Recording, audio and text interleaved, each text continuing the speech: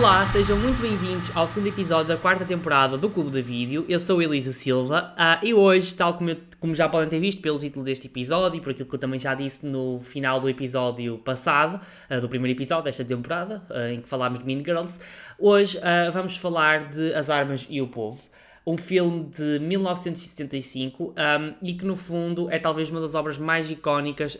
sobre o 25 de Abril, feitas ainda durante o período revolucionário. E isto é muito importante, este dado de ter sido um filme produzido ainda durante o período revolucionário, portanto o período que vai desde de abril de 74, desculpem, até mais ou menos a aprovação da Constituição em abril de 76, portanto cerca de 2 anos, não é bem 2 anos, não chega bem a 2 anos, mas até 76 afirma-se que este é aquilo que é o período revolucionário. Eu entendo que seja o período revolucionário, ainda que depois apareça a terminologia PREC, associada a outras questões, mas aqui, para mim, o 25 de Abril até abril de 76 é talvez o período revolucionário, o período em que Portugal estava a cortar as amarras da ditadura, de uma ditadura de quase 50 anos. Portanto, celebramos este ano 50 anos de liberdade, mas não podemos esquecer que se comemoramos 50 anos de liberdade, houve 48 anos de uma ditadura, uma ditadura é sempre opressiva, mas pronto,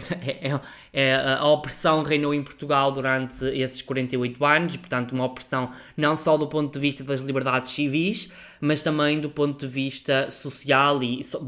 socioeconómico, político, portanto há uma opressão em toda a sua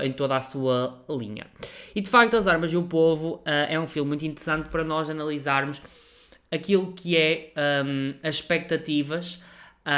mas também a própria mentalidade daquela época, ou seja, aquele turbilhão de emoções, aquele turbilhão de esperanças e aquele turbilhão ideológico, está tudo refletido neste filme. Quando eu digo está tudo refletido, com algumas aspas, porque a questão ideológica, obviamente, que há mais entre linhas, porque lá está. Nós não nos podemos esquecer que de facto há um grande pendor um grande pendor socialista na Revolução de 74. Aliás, há uma coisa muito curiosa, é que vários partidos, talvez a exceção seja o CDS, vários partidos, os partidos, digamos, fundadores da democracia, aquilo que ainda hoje tem assento parlamentar na Assembleia da República, eram quase todos assumiam socialista. Por exemplo, hoje em dia é um bocadinho inconcebível nós pensarmos que o PSD tem alguma coisa a ver com Marx, mas é certo é que num dos comícios, penso eu que até era da JSD, aparecia um busto de Marx ao lado de algumas figuras do Partido Social Democrata, na altura Partido Popular Democrático, PPD, PSD, e de facto é muito curiosa, é muito curioso esse pendor socialista da Revolução de 74. Mas, como eu estava a dizer há pouco, eu decidi escolher As Armas e o Povo e não outros filmes que também fazem igualmente leituras sobre o 25 de Abril, porque lá está, ele foi produzido durante o período revolucionário e ajuda a ter refletido todas essas imagens que eu acabei de citar, e isso é muito importante para nós percebermos aquilo que era, portanto, o pensamento da época, aquilo que era aquilo que estava em causa, porque lá está, existem outros filmes sobre o 25 de Abril, existem outros similares que não são tão conhecidos por este, ou seja, eu escolhi este por ter sido produzido no período revolucionário, mas também porque é um dos filmes mais conhecidos, portanto é mais fácil, há mais alguma informação sobre ele, ainda que eu não me prendi muito a essas leituras que já existem, essas análises que já existem sobre este filme. Eu decidi fazer a minha própria análise à luz daquilo que eu estudei ao longo destes 3 anos, foi mais neste último ano do curso, e portanto está tudo muito fresco, mas eu não estou aqui para falar da minha experiência, mas é mais para fundamentar esta escolha. E lá está, foi por ter sido um filme em que se reflete essas questões, mas também por ser um filme conhecido, porque existem outros similares, ou seja, eu quando digo filme, este Armas e o Povo não é bem um filme, não é um filme ficcional, ou seja, é um documentário, é um documentário, portanto, em que há várias imagens do 1º de maio de 74, algumas entrevistas feitas a populares, a pessoas comuns, há também imagens do próprio dia da Revolução, e portanto é um documentário muito interessante para nós percebermos todas essas questões. E lá está, existem outros filmes, por exemplo, talvez aquele que é o filme mais conhecido do 25 de Abril é o Capitais de Abril, um filme realizado por Maria de Medeiros. E de facto é um filme que é interessante, mas lá está, já é uma leitura 20 anos depois. O filme, penso eu, que é de 94, se não estou em erro, ou 94 ou 98, por aí. Sei que ele é de final dos anos 90, não é de final, se for de 94, não é da primeira metade dos anos 90. Portanto, eu sei que ele é dos anos 90, portanto já é uma leitura com 20 anos, 25 anos de acontecimentos, e Portugal já tinha se transformado muito, porque lá está, é que nós não temos às vezes nós não temos muita percepção de quão Portugal mudou depois do 25 de Abril. Ou seja, nós temos muita ideia que de facto foram conquistadas muitas liberdades, e foram, ainda há mais para conquistar, e há outras que custaram a ser conquistadas, não é? Falámos do direito ao aborto, do direito não, que ainda, penso eu que ainda hoje não é um direito em Portugal, mas a legalização do aborto, a questão, os direitos LGBT, que é uma coisa que até há 10 anos nós ainda estávamos a discutir, a questão da adoção, por exemplo, e há 14 anos, faz 15 anos no próximo ano, estávamos a discutir a legalização do casamento LGBT, ou seja, porque naquela época também ainda não era um período propício a isso. A própria OMS ainda reconhecia a homossexualidade como uma doença. Depois ainda podemos falar dos direitos das pessoas trans, portanto, ou seja, Portugal ainda está a fazer o seu caminho em conquista de direitos, e esperemos nós que continue sempre a fazer, porque somos uma sociedade em mudança, e somos uma sociedade em mudança, mais direitos vão aparecer, mais reivindicações vão aparecer. Mas lá está, como eu estava a dizer, recuperando essa ideia de que Portugal mudou muito no período pós-revolução, ou seja, Portugal passa de um país fechado para um país que durante 2 anos, entre 74 e 76, vai ter acesso a uma data de informação, vai cortar as amarras com o mundo euro-americano, portanto o mundo capitalista, e vai então, portanto, enverdar por uma mentalidade mais coletivista, mais afeta ao socialismo, e portanto em busca de uma sociedade sem classes. Aliás, a própria Constituição patenteia isso no seu momento fundador. Mas depois nós temos, a partir de 76, outra alteração da sociedade. As pessoas começam a cortar esses laços com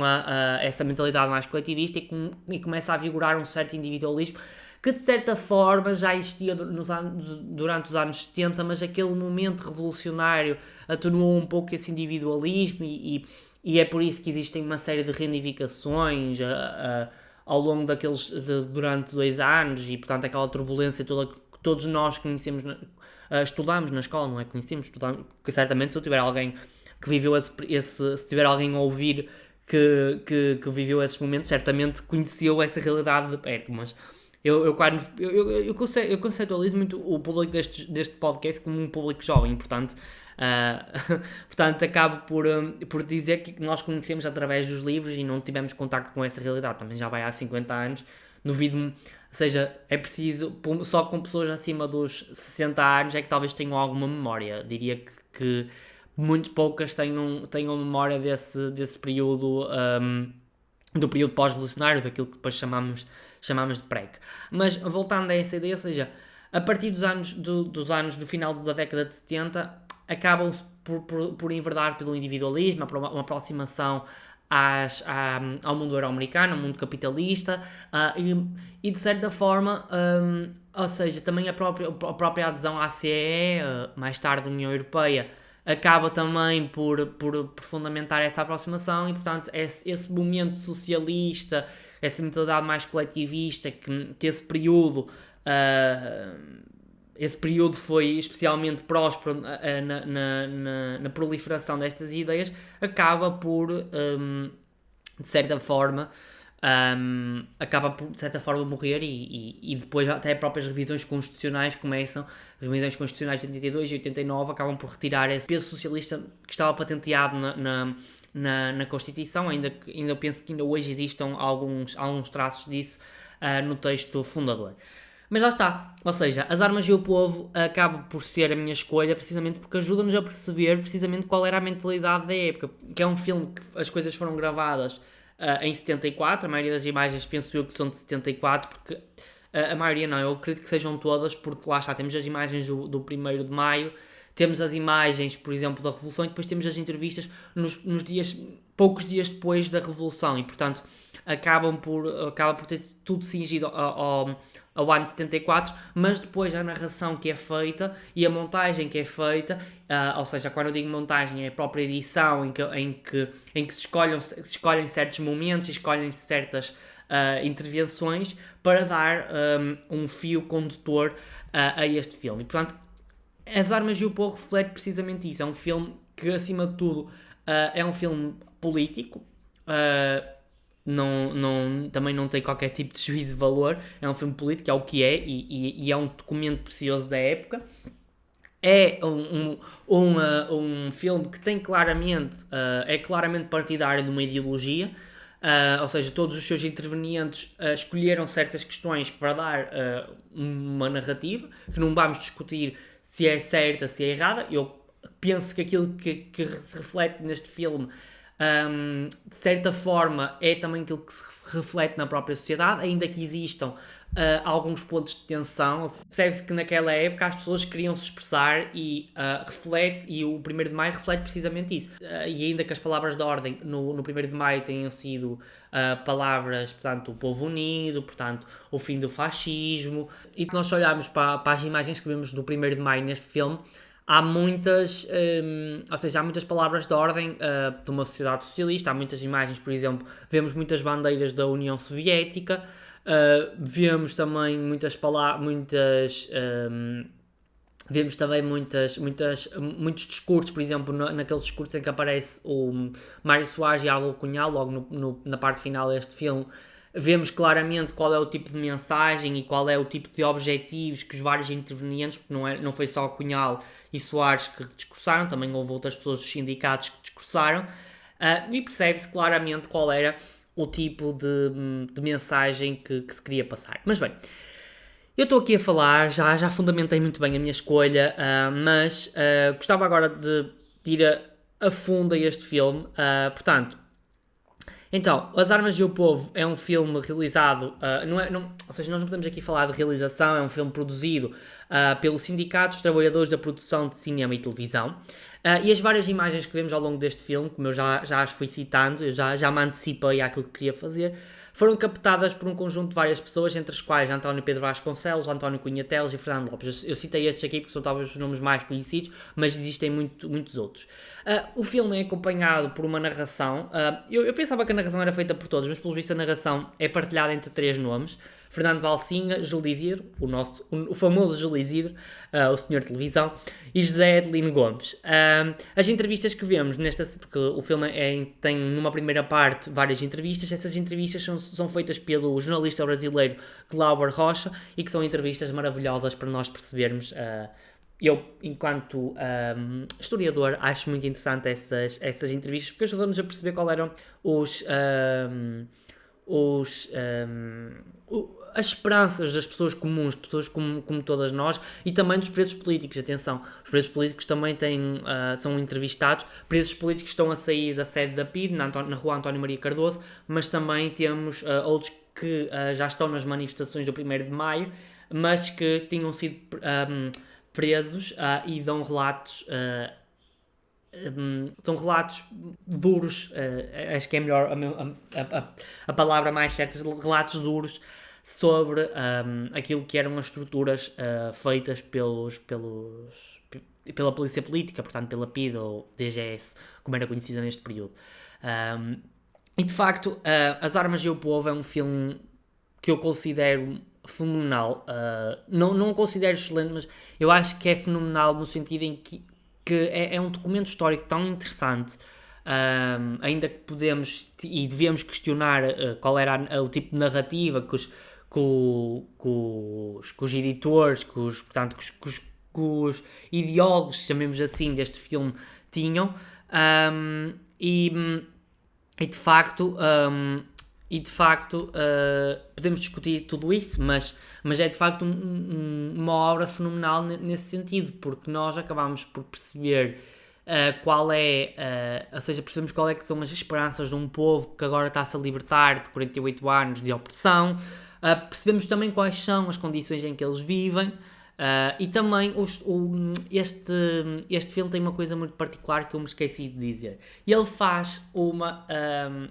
narração dos momentos de resistência ao longo dos 48 anos. O regime não foi implementado sem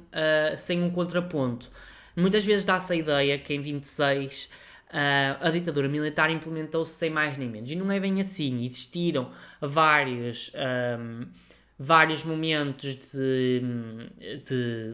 resistência dentro da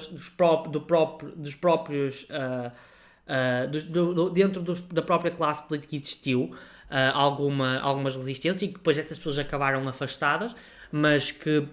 o golpe militar não foi uma coisa tão fácil, nem o próprio Salazar chegou ao poder de uma forma fácil. Houve momentos de resistência e ao longo de 48 anos houve sempre uma resistência, um contraponto àquilo que eram as medidas e o pensamento e o modo de vida que o Estado Novo estava a dar às pessoas. E, portanto, e este filme faz uma narração desses 48 anos de resistência, fala dos momentos das greves nos anos 30, fala-nos também, por exemplo, de Humberto Delgado, que é talvez um dos momentos mais, um dos momentos mais tensos de todo o regime, não é? Foi um dos momentos mais em que o regime abanou,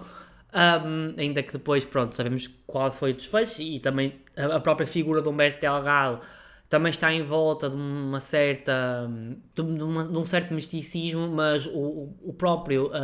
Humberto Delgado é alguém que veio dentro do próprio regime. Ele era um germanófilo, ou seja, era alguém que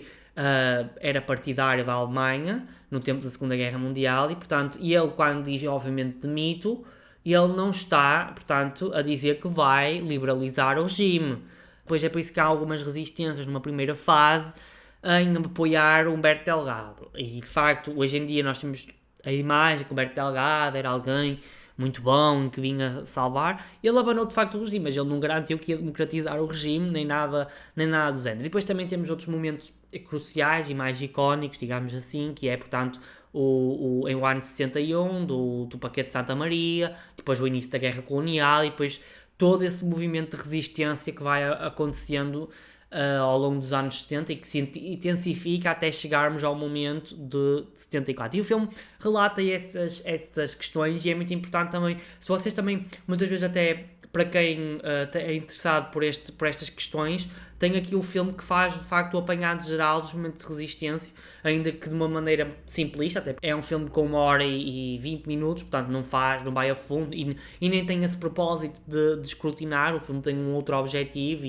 mas eles também falam essas questões para também dar essa imagem total daquilo que pode ter conduzido até ao momento do ano de 74, em que de facto o regime cai. Mas acho que também é muito interessante, e acaba por ser também ajudar as pessoas a conhecerem outros pontos de resistência, e as greves e as manifestações, e também aquilo que foi, portanto, o esmagamento, muitas vezes, qual foi a reação do regime a essas questões, e depois as prisões que foram feitas, e onde é que essas pessoas eram levadas, para o Aljube, para Peniche, para o Tarrafal, portanto, até para Passos de Ferreira. Por acaso não conhecia a prisão de Passos de Ferreira, mas também para Passos de Ferreira lembro deles também referirem. Portanto, vocês, ao verem este filme, conhecem essas questões todas. E eu acho isso importante. Outra questão que eu achei muito interessante neste filme, e que ajuda-nos também a conhecer um outro lado que até há muito bem pouco tempo estava silenciado na Revolução de 74, foi o facto de ter havido mortes. As pessoas, há uma ideia, criou-se quase um mito de que a Revolução de 74 não teve sangue. Felizmente, penso que este ano saiu um filme sobre essa questão, mas também outras produções do género, como o Três Mulheres, o Três Mulheres pós-Revolução, uma série da RTP, penso que ela ainda está disponível da RTP Play, muito boa série, sobre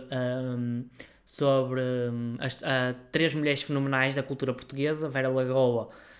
portanto, que depois de 74 também faz assim uns livros muito voltados à direita, e que também são livros muito importantes, nós também para percebermos qual é a visão de quem não se sentiu tão satisfeito. A Vera Lagoa é uma figura muito interessante, porque a Vera Lagoa, eu estou aqui a fugir um bocadinho, mas eu empolgo-me sempre porque acho que a Vera Lagoa é uma figura muito interessante. A Vera Lagoa, ela foi a secretária de Humberto Delgado, que eu já referi, durante a campanha. Foi alguém que foi casada com José Tenraguinha, que também é um historiador. Ela foi casada com ele, depois separou-se, e ela ajudou muitos oposicionistas ao regime a fugir e protegeu vários. Ela depois de 74 tem uma viragem à direita, cria uma série de jornais que não são afetos à Revolução. A posição dela sobre a Revolução ela não é contra a Revolução, ela é contra o caminho que a Revolução seguiu e a aproximação que foi feita ao RSS, e essa colagem mais à esquerda ela não agradou. A própria Natália Correia, que também é uma das outras protagonistas desta série, ela depois acaba a virar, ela continua a ser uma mulher de esquerda, depois ela alia-se ao PSD, mas ela pertencia àquilo que se pode classificar como a ala esquerda do PSD, depois entra no PRD, que era o partido Ramalhiano, no final dos anos...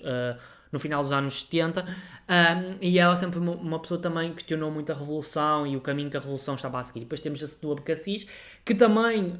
fez uma... sim, e o caso da Natália Correia, que a Natália Correia também não era partidária de todo do regime.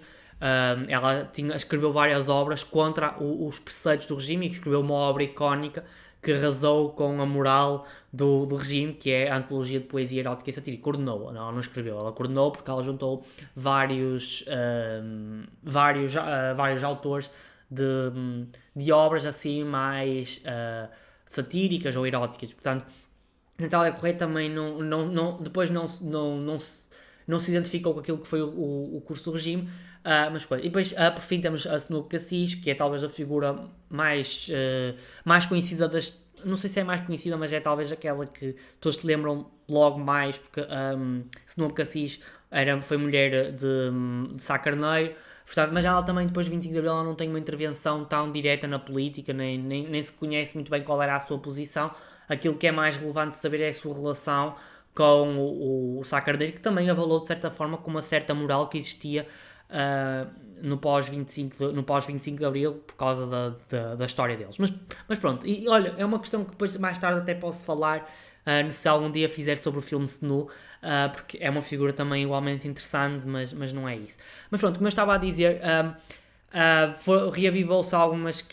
hoje em dia já se começa a reavivar essa memória de ter havido mortes no 25 de Abril. 4 mortes, para ser mais concreto.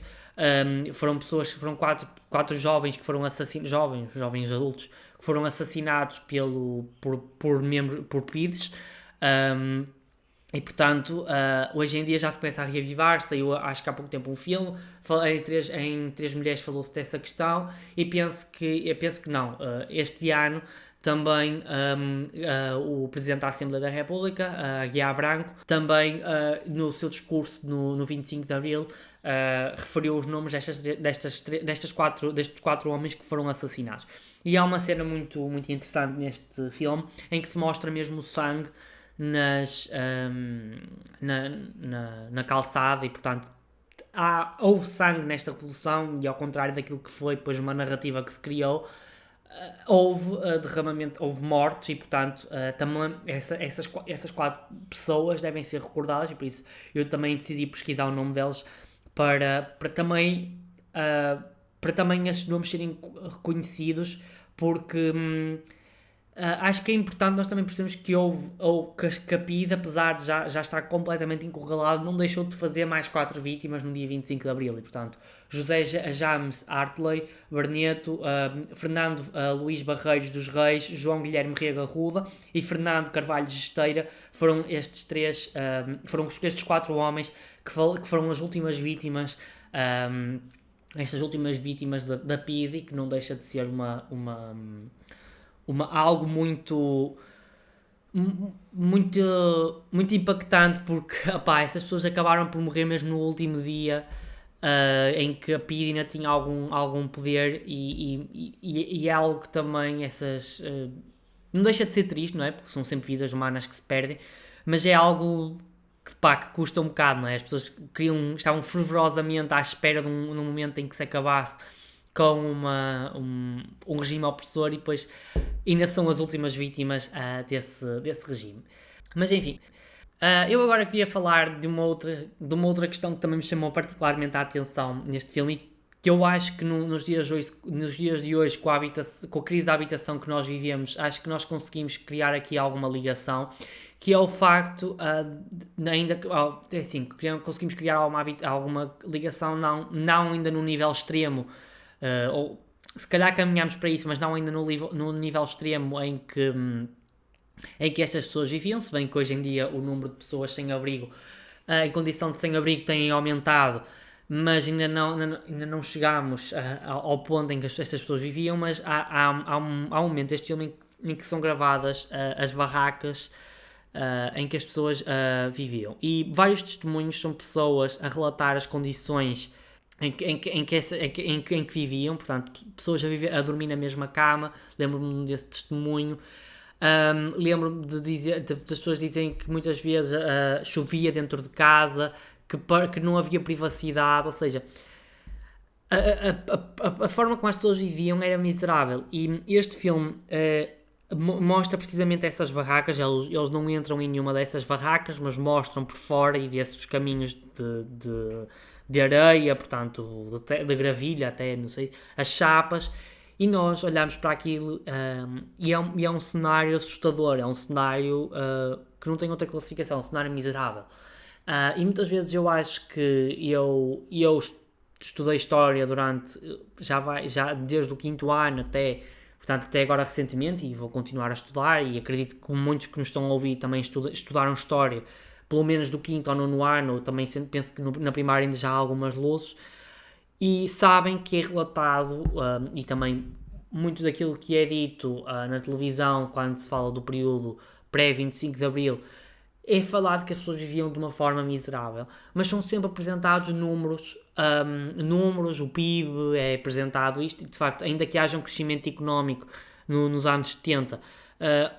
apresentar essas questões, mas depois fala-se que as pessoas de facto viviam de uma forma miserável, e fala-se também já destes bairros de lata que existiam por várias zonas do país, especialmente em Lisboa. Mas ao ver estas imagens, eu acho que eu percebi que consegui ter uma imagem concreta daquilo que era, e muda completamente a ideia que nós temos, porque uma coisa é nós lermos, e as leituras são importantes, uma coisa é nós vermos os dados são importantes, mas quando nós vemos pessoas singulares, nós temos uma outra conexão com aquelas histórias, porque ajudam-nos a perceber de facto qual é aquela realidade. Eu sou uma pessoa que quando, por exemplo, quando às vezes estou a ler alguma coisa, eu gosto sempre de visualizar. Aqui eu tenho uma memória visual muito mais desenvolvida do que até a memória em geral. Por acaso agora não sei o termo, mas tipo, quando leio eu não fixo tão bem, mas quando vejo imagens eu fixo melhor. E de facto eu gosto de ver imagens para perceber qual é a realidade das pessoas, e ao ver estes testemunhos, ao ouvir estes testemunhos e ao ver as condições em que as pessoas, nós temos completamente uma outra percepção, e ajuda-nos a perceber qual era a condição, porque eu sei quais foram as causas do surgimento daquelas barracas, portanto, o êxodo rural, portanto, a partir da década de 70, portanto, as pessoas querem ir trabalhar para as fábricas, querem ir para as cidades, há um desenvolvimento do setor terciário, mas depois a oferta não consegue dar resposta à demanda, e portanto muitas pessoas acabam por ir portanto, para estes bairros de lata que vão proliferar um pouco por todo o país, nas grandes cidades, Porto, Lisboa, mas a realidade era mais ou menos a mesma. E nós, ao ouvirmos pessoas a dizer, portanto, a forma como dormiam, a forma como se relacionavam com os familiares, dormir 5 pessoas na mesma cama é algo completamente desumano. É algo completamente desumano. É contra qualquer tipo de privacidade. Ou seja, pais a dormirem com crianças lá. É uma coisa que hoje em dia nós não nos passa pela cabeça. E de facto, o facto de haver muitas pessoas a apelar por terem uma casa é algo que ajuda-nos também a perceber quais eram mesmo as condições de vida no período pré-revolucionário. E portanto, acho que ajuda-nos a ter uma ideia de quais eram as esperanças das pessoas, se ajuda-nos a ter uma ideia qual foi a resposta das pessoas a uma revolução, não é? Portanto, o terem desobedecido à ideia de ficarem em casa, e que foi isso que permitiu que esta revolução se tornasse de facto democrática. Ou seja, terem desobedecido, porque as ordens eram as pessoas ficarem em casa, e isso podia levar o regime para um caminho completamente diferente. O regime podia levar a história para um caminho completamente diferente.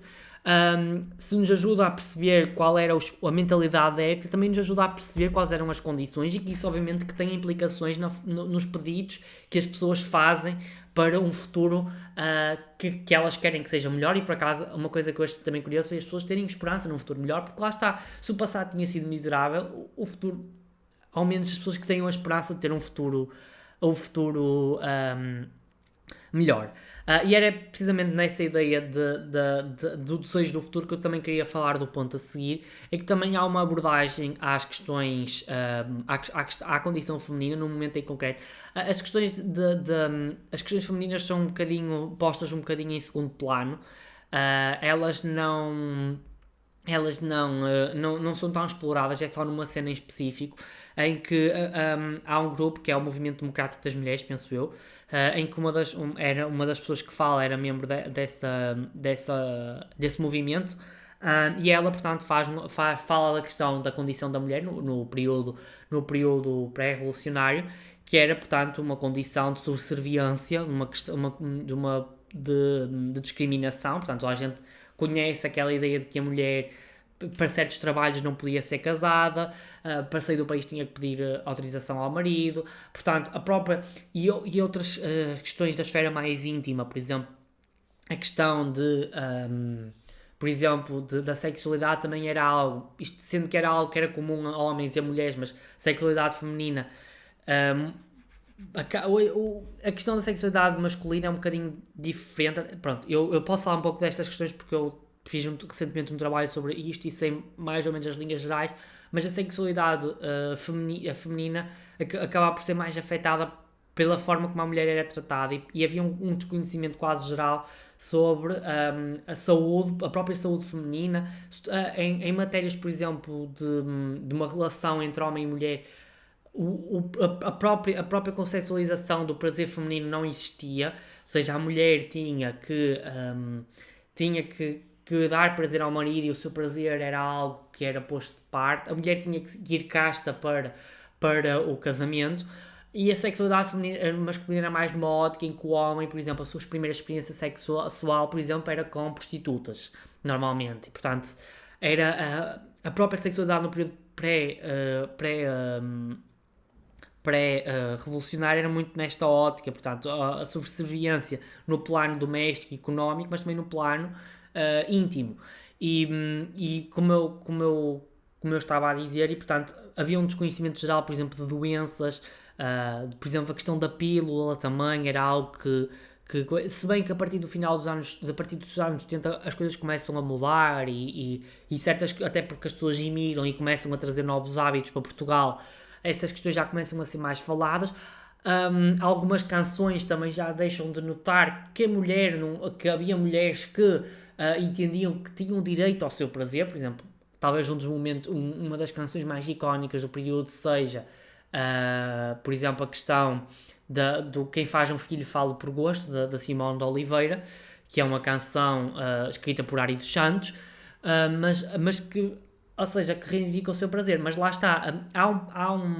há um silenciamento destas questões que é algo que hoje em dia e depois a partir do pós-revolução começa-se a alterar. Por exemplo, eu posso dar aqui um exemplo muito interessante que é as doce. As doce, ainda que pronto, haja alguma complexidade, mas as doce refletem, portanto, essa abertura a certas questões do prazer no período pós-revolucionário. Ou seja, e a condição feminina no período pré-revolucionário era extremamente era de completa submissão, de subserviência, portanto, era algo que a mulher não era bem tratada e que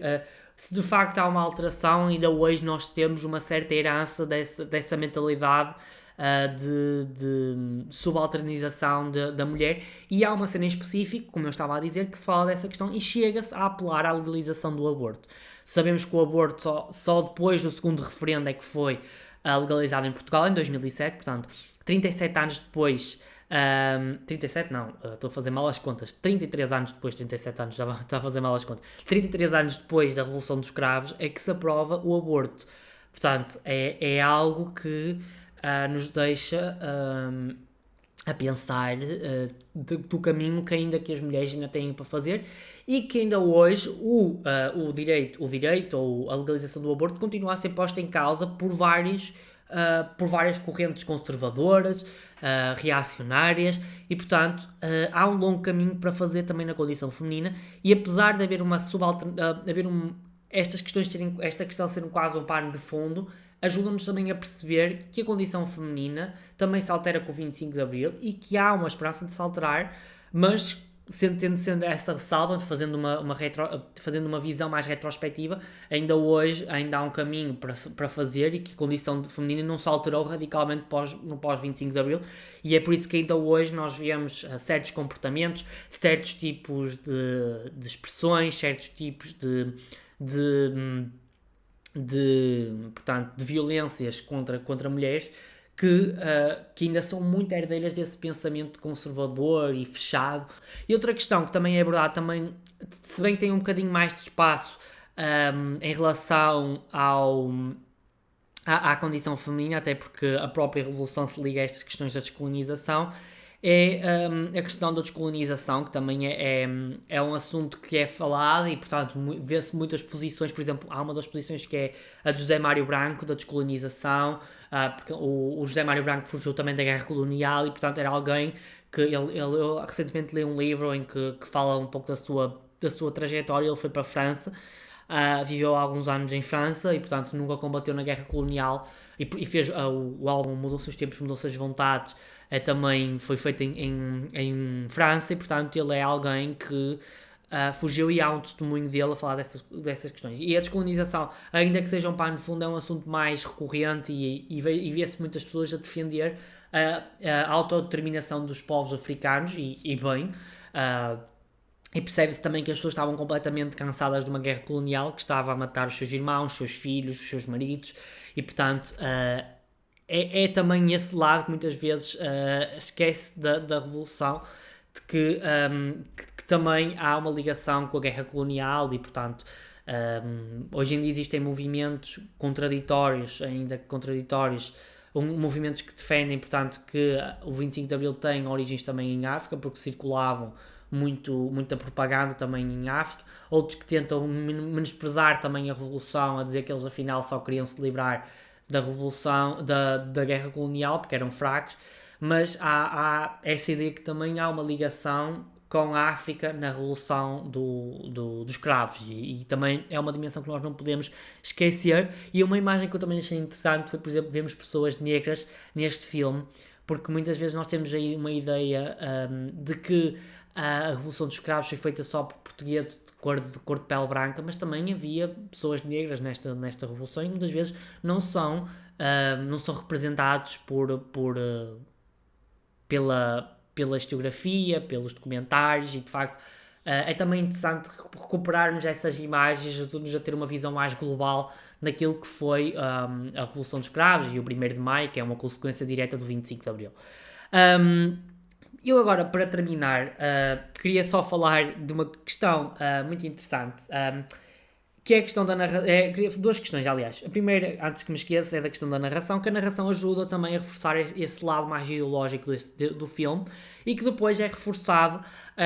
pelos aqueles discursos que eu já citei, os discursos de Mário Soares e Álvaro Cunhal, portanto, talvez as duas figuras icónicas dos primeiros anos do pós-25 de Abril, e é muito interessante, há um dado muito interessante, isto é uma coisa que eu acho deliciosa, que é a ideia de que há uma altura em que Mário Soares faz o Partido Socialista já tinha sido fundado em 1973 em Frankfurt, e o Partido Comunista já tinha bastantes anos. O Partido Comunista foi fundado em 1921, portanto,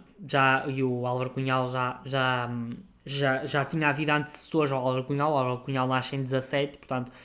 mas Álvaro Cunhal tem uma grande participação no PCP e tem um grande papel na reorganização do PCP.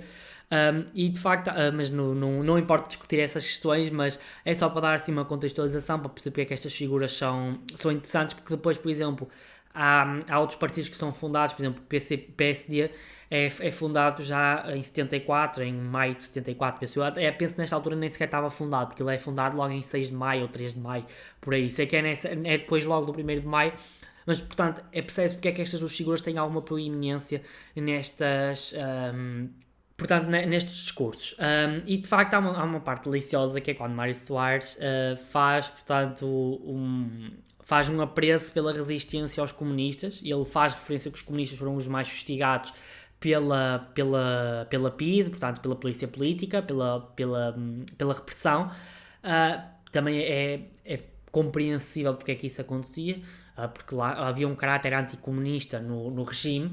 e de facto é por isso que os comunistas eram mais reprimidos do que outras fações políticas. Também, por exemplo, Mário Soares também tenha sido preso porque eram socialistas, eram sindicalistas, anarquistas, comunistas, muitos democratas.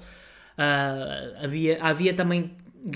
graduações em termos de violência que exerciam contra essas pessoas, mas de facto os comunistas de facto foram mais pessoas. E eu acho curioso Mário Soares até manifestar palavras de amizade para com Álvaro Cunhal, porque esquecemos que daí a 2 anos, por aí, estariam os dois a discutir na televisão pública, e é nesse debate que surge a famosa expressão olhe que não, e portanto e com acusações de paz da parte de quem é que queria trair a revolução e quem não queria trair a revolução. E, portanto, é muito interessante nós percebemos como aquele espírito da época unia fações que mais tarde se tornaram opostas. E aliás, depois, quando tiveram que apoiar, o PCP teve que fazer um comício extraordinário em 86 para apoiar Mário Soares na segunda volta das eleições. Portanto, nós acabámos por perceber que as relações entre os dois foram-se deteriorando ao longo do Portugal democrático. E eu achei esta questão muito, muito interessante. Para finalizar, eu gostava de fazer referência às canções que são... a banda sonora é excelente, são canções de intervenção, talvez a mais icónica seja a Grândola Vila Morena, mas são cenas tão bonitas, e acompanhar as imagens do 1º de Maio, com aquela multidão de pessoas, com aqueles cartazes e com aquela alegria, porque há uma altura em que eu achei essa imagem tão bonita, que é as pessoas a rir, as pessoas a usarem concertinas, a fazer aquilo uma festa, porque as pessoas podiam se expressar finalmente, e é tão bonito nós vermos isso, e aquela euforia das pessoas de finalmente poderem dizer aquilo que pensam, de se expressar da forma como queriam, e é algo tão bonito de se ver, ainda que acredito que existam algumas amarras mentais, porque foram 48 anos de opressão, e portanto as pessoas ainda havia alguns filtros, porque lá está, havia sempre aquela ideia de que acaba por ter um efeito psicológico, de que não vamos fazer estas coisas porque podem incomodar. Eu acho isso, mas eu acho essas imagens muito, muito bonitas, e as canções de intervenção são uma ótima banda sonora para perceber aquilo que acompanham aqueles momentos, e são algo muito bonito, porque as canções de intervenção têm um fim muito em concreto. Depois a canção de intervenção acaba por se desmobilizar, entre aspas,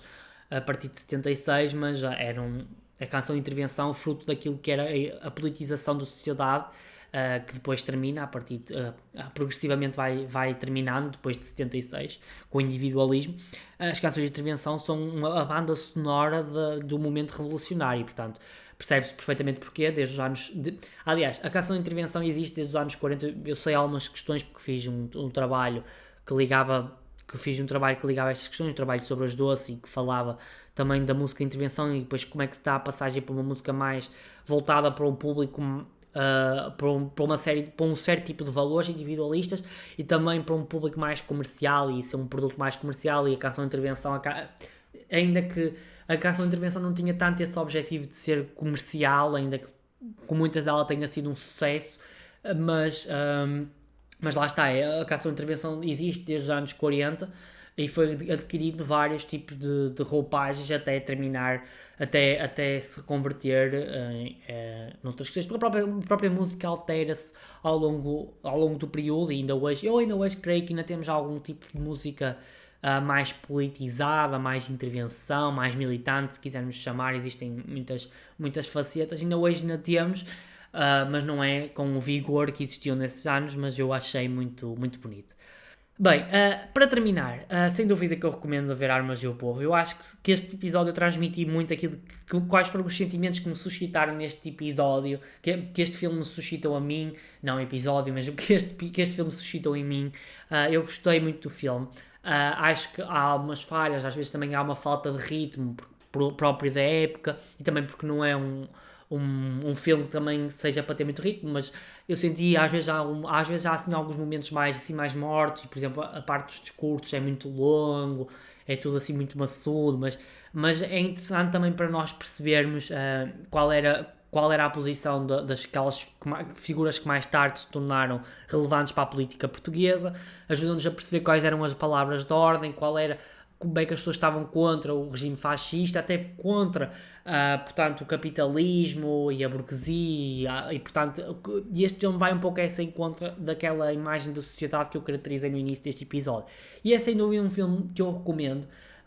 não só como um objeto histórico, eu dei aqui uma perspectiva mais histórica, mas também é uma questão também de também vocês perceberem quais é as origens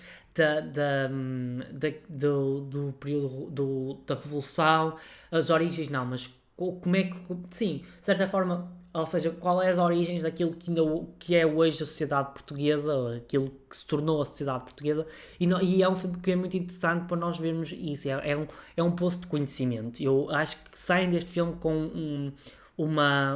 com muita informação muito interessante, ainda que tenhamos que sempre fazer a ressalva que muitas destas pessoas tinham uma ideologia e claramente o filme é editado com um objetivo e certamente colocam certas expressões, colocam certas imagens com um fim em concreto, mas não deixam de representar isto. Ou seja, ao darem esta perspectiva, eu não estou a dizer que as pessoas estão a mentir, não, estão a dar a sua visão daquilo que representa o 25 de Abril. E acho que desse ponto de vista é algo muito interessante de ser analisado. Depois acho que como um todo é uma obra muito, muito bonita, é algo que nos deve orgulhar enquanto povo, e acho que o 25 de Abril é talvez um dos dias mais bonitos, os 25 de Abril e os dias subsequentes, porque nós temos o 25 de Abril é apenas o início, o 1º de Maio é talvez o dia 1, chamemos o 25 de Abril ao dia 0, o 1º de Maio ao dia 1, em que as pessoas de facto manifestam o seu apoio à Revolução dos Cravos, e é muito, muito bonito. Eu sem dúvida que recomendo As Armas e o Povo, é um filme muito, muito bom. Bem, agora, antes de terminar, vou anunciar o filme da próxima semana, não, daqui a 2 semanas. Eu tenho muito hábito de dizer sempre a próxima semana. Já faço há 3 anos isto, neste modelo, há 3 anos não, há 2 anos neste modelo de 2 em 2 semanas, e portanto acaba por já não ter grande justificação para fazer isto, mas bem, Daqui a 2 semanas o filme que vamos falar é o filme Pretty Woman, ou Um Sonho de Mulher em português, um filme de 1991, penso eu, será que estou a dizer certo? 91, que é protagonizado pela Julia Roberts, e é talvez um filme que eu já assisti uma vez, gostei muito, e decidi fazer este episódio, depois vou falar um pouco mais das questões, eu decidi fazer este episódio porque há uns tempos saiu um documentário que até deu na RTP sobre este filme e eu pensei, por que não fazer sobre este filme? É um filme que é muito... que eu gostei muito e, portanto, acho que faz sentido também para falarmos neste podcast. Portanto, vamos para algo completamente diferente deste episódio. Ou seja, se no primeiro episódio fomos para o Mean Girls, um filme completamente despretensioso, agora vamos para um outro filme completamente despretensioso e fora e contra os valores do período revolucionário. Ou seja, vamos voltar ao mundo capitalista, vamos voltar aos Estados Unidos para falarmos da Pretty Woman. Bem, sem mais nada a dizer, desejo-vos uns ótimos 2 fins de semana, não é? Este e o próximo, e até ao próximo episódio do Clube de Vídeo.